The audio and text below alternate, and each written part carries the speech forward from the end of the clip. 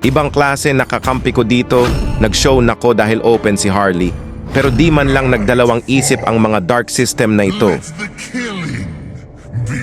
Kaya ginamit ko na lang si Ipis para pahirapan si Harley. Kaya syempre sa umpisa farm lang muna ako na para bang isang plantito. Pero meron palang clown na namimigay ng candy sa top. Kaya humingi ako. Pero cheater ata bigla naman nawala. At nakita ko naman sa top si Ate mo Layla naliligaw ata kaya pinauwi ko muna. At dito bibigyan ko sana yung babaeng mahilig sa matcha si Angela pero nakatakas pa.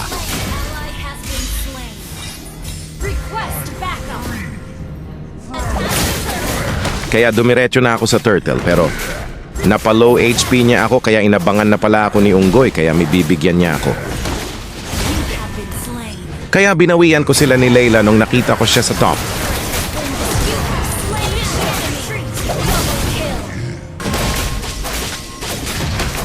At dito na-secure ko na ang pangalawang turtle kaya kinuha ko muna yung buff ko. May bala nga ako kapag kayo ba nasa sitwasyon ko at may kalaban kayong Harley, ano ang ika-counter pick nyo? At dito may nalimutan pala akong buff kaya kukunin ko sana pero nakaalis pa.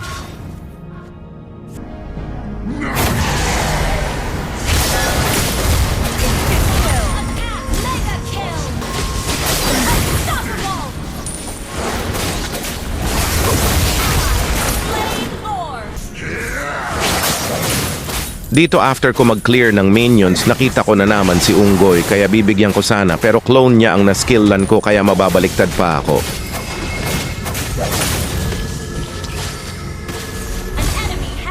Nakita ko naman si Ate mo Layla kaya pauwiin ko sana kaso nasaniba ng manikang duling kaya nakaligtas pa at aba may pahabol pang TP. At syempre dahil ako ang bida rito kaya hanggang TP na lang siya at kung umabot ka sa part ng video na ito, maraming salamat, true pa. At kung gusto nyo pa ng ganitong klase ng mga content, paki-follow, like, and share. Hanggang sa muli.